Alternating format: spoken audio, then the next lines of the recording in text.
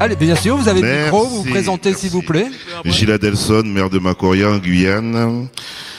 Simplement pour, déjà saluer toute l'Assemblée, mais pour dire, face à tous ceux que je viens d'entendre, que les constats sont déjà faits. On continue à faire des constats et on constate ce que l'on doit constater. Les choses sont déjà connues.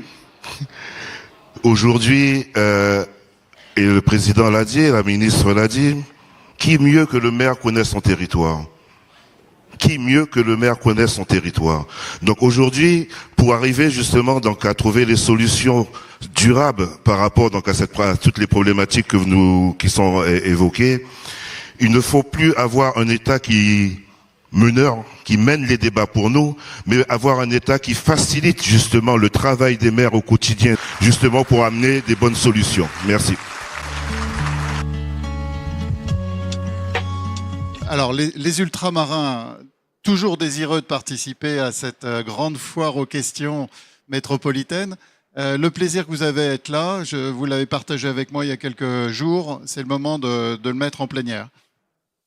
Merci à toutes et à tous d'être présents. Effectivement, le fait déjà, merci messieurs les vice-présidents, co-présidents, d'avoir pensé au département d'Outre-mer et singulièrement donc à la Guyane, parce qu'effectivement c'est un domaine qui pour nous est vital. Donc et le fait donc de voir que cette salle se remplit, ça veut dire qu'effectivement que l'ESS fait parler et mobilise. Vous savez, vous avez parlé de chiffres tout à l'heure.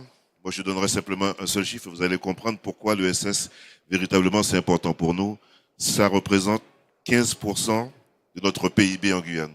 C'est comparable, du moins, au PIB du CNES, à Kourou. Donc, vous comprenez effectivement donc l'importance pour nous donc que cette économie sociale et solidaire puisse s'exprimer de la façon la plus libre possible. Et au niveau donc de toutes les communes donc de notre territoire, il est important. Il est important qu'il y ait cette liberté justement, cette possibilité, laisser la possibilité justement à toutes ces communes de pouvoir laisser l'ESS vivre, de ne pas la contraindre par les lois, des rigueurs qui vont dénaturer un peu l'esprit qui avait été créé à l'époque par Monsieur Hamon, justement pour permettre à toute cette société de pouvoir s'exprimer de la façon la plus libre possible. L'ESS, ce n'est pas simplement, comme le disait Madame, quelque chose donc de vertical. Pour nous, à Macoria, c'est véritablement transversal.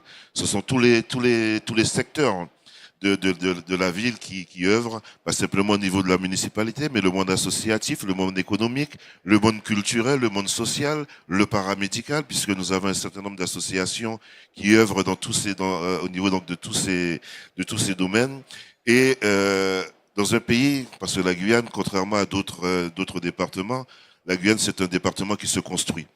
Et pour pouvoir construire, nous avons besoin donc d'hommes et de femmes qui sont impliqués dans le monde associatif, justement pour permettre de créer cette cohésion sociale, de créer cette économie, pas simplement économique au sens financier du terme, mais véritablement une économie au niveau donc de cette société.